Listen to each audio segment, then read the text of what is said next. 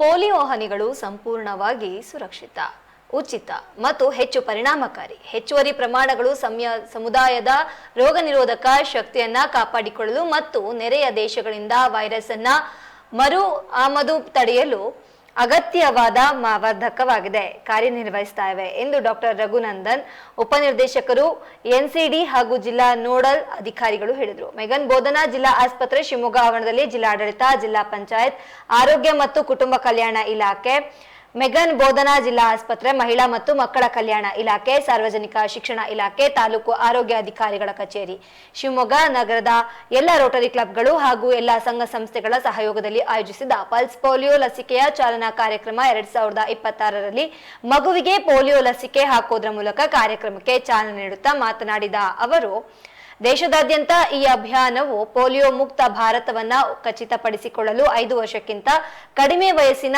ಪ್ರತಿ ಮಗುವು ಜೀವ ಉಳಿಸುವ ಮೌಖಿಕ ಪೋಲಿಯೋ ಲಸಿಕೆಯನ್ನ ಪಡೆಯುವುದನ್ನ ಖಚಿತಪಡಿಸಿಕೊಳ್ಳುವಂತೆ ಎಲ್ಲಾ ಪೋಷಕರಲ್ಲಿ ಮನವಿ ಮಾಡಿದ್ರು.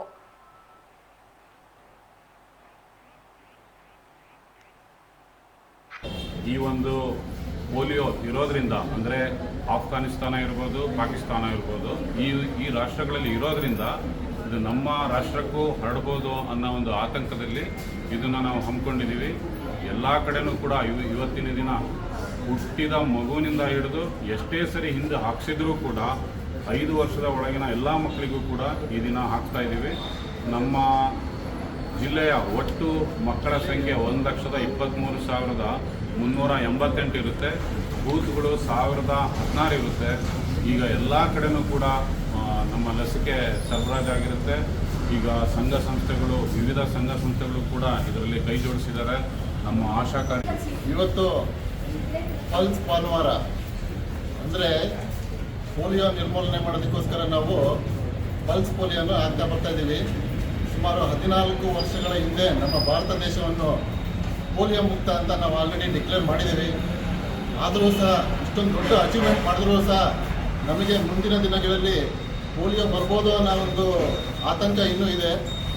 ಯಾಕೆಂದರೆ ಈ ವರ್ಷ 2026ನೇ ಇಸ್ವಿಯಲ್ಲಿ ನಮ್ಮ ನೆರೆಯ ರಾಷ್ಟ್ರಗಳಾದಂಥ ಪಾಕಿಸ್ತಾನ ಮತ್ತು ಆಫ್ಘಾನಿಸ್ತಾನಗಳಲ್ಲಿ ಈಗ ಆಲ್ರೆಡಿ 4 ಪೋಲಿಯೋ ಪ್ರಕರಣಗಳು ಈಗ ನಮಗೆ ಕಂಡು ಬಂದಿದೆ.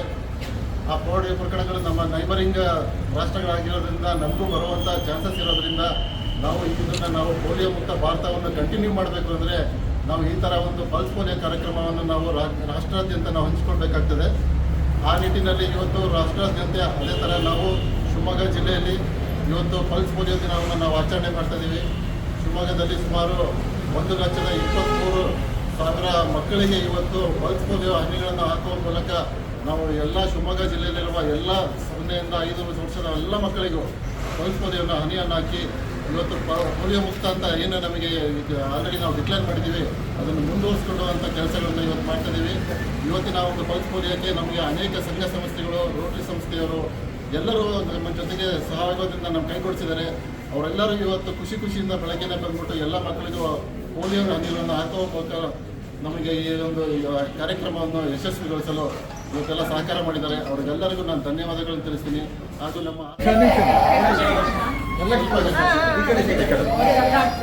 ಸ್ವಲ್ಪ ಚೇತನ್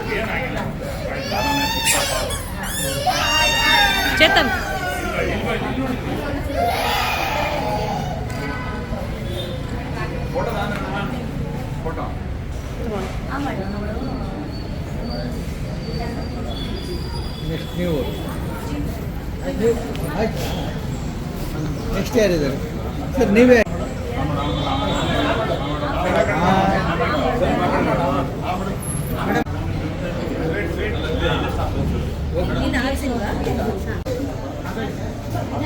ಮತ್ತೆ 10 ಗಂಟೆಗೆ ಬರ್ಬೇಕಲ್ಲ.